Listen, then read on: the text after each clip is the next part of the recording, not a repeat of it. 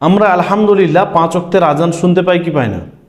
আলহামদুলিল্লাহ আমরা সৌদি আরবে মসজিদ একদম কাছে কাছে, একদম কাছে, এখানে একটা মসজিদ, ওখানে একটা মসজিদ, এই যে এখানে দেখুন, এই যে এখানে জামে হাজিরি মসজিদ, আমাদের অফিসের পিছনে আরেকটা মসজিদ, ব্যাংকের এখানে আরেকটা মসজিদ, কতগুলো মসজিদ, তাই না?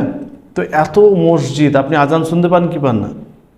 আজান অবশ্যই শুনতে পান। আজানের জবাব দেন কয়জন? অধিকাংশ মানুষ আমরা আজানের জবাবও দিই না।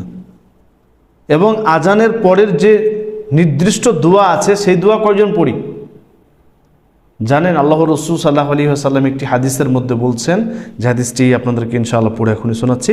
সেই হাদিসে আল্লাহ রসুল সাল্লাল্লাহু আলাইহি ওয়াসাল্লাম এর ফজিলত কি বর্ণনা করেছেন দেখুন।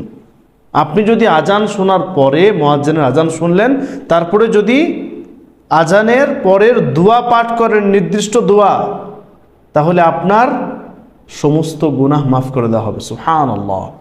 এত ফজিলতপূর্ণ একটি ছোট্ট মতো ইবাদত, কতক্ষণ লাগে একটা ছোট্ট দোয়া পড়তে? দেখুন আল্লাহ রাসূল সাল্লাল্লাহু আলাইহি ওয়াসাল্লাম কি বলছেন। রাসূলুল্লাহ সাল্লাল্লাহু আলাইহি ওয়াসাল্লাম বলেন, মান ক্বালা হিনা ইয়াসমাউল মুআদ্দিন আশহাদু আল্লা ইলাহা ইল্লাল্লাহু ওয়াহদাহু লা শারীকা লাহু ওয়া আশহাদু আন্না মুহাম্মাদান আবদুহু ওয়া রাসূলুহু রাদিতু বিল্লাহি রাব্বান ওয়া বিমুহাম্মাদিন রাসূলান ওয়া বিল ইসলামি দীনা গুফিরা লাহু যামবুহু। যেই ব্যক্তি শুধুমাত্র এইটুকু পড়বে, আমাদের দোয়া মুখস্থ আছে, আশহাদু আল্লা ইলাহা ইল্লাল্লাহু ওয়াহদাহু লা শারীকা লাহু ওয়া আশহাদু আন্না মুহাম্মাদান আবদুহু ওয়া রাসূলুহু। এর অর্থ কি?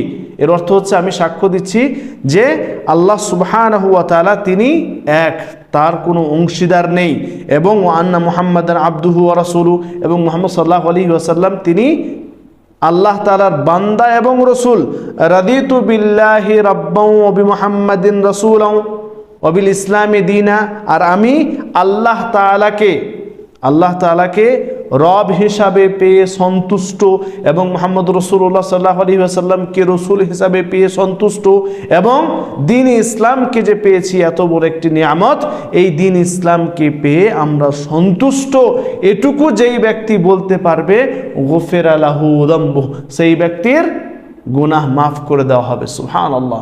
সাগীরা গুনাহগুলো আপনার এমনিতেই মাফ হয়ে যাবে এই ছোট্ট ছোট্ট ইবাদতগুলি করলে। ইনশাআল্লাহ আমরা এখন থেকে, আজ থেকে 5 ওয়াক্তের আজান শুনতে পাই।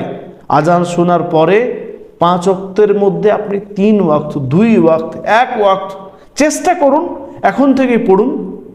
জোহরের আজান হবে, আসরের আজান হবে, শুনতে পাবেন কানে। যখনই আপনার আজান শুনে আসবে 2 মিনিট অপেক্ষা করুন। এখানে তো আজান খুব তাড়াতাড়ি হয় সৌদি আরবে, তাই না? 2 মিনিট 1.5 মিনিটের মধ্যে আজান শেষ হয়ে যায়। তো আজান শেষ হওয়ার সঙ্গে সঙ্গেই বাস এই দোয়াটি আপনি পড়ুন, ইনশাআল্লাহ আপনার সাগীরা গুনাহ মাফ হয়ে যাবে। আল্লাহ তাআলা আমাদের সকলকে এই কাজটি করার তৌফিক দান করুন। কারণ আমরা অনেক অবহেলা করে এই সমস্ত ছোট্ট ছোট্ট ইবাদতগুলিতে। আল্লাহ তাআলা আমাদের সকলকে তৌফিক দান করুন।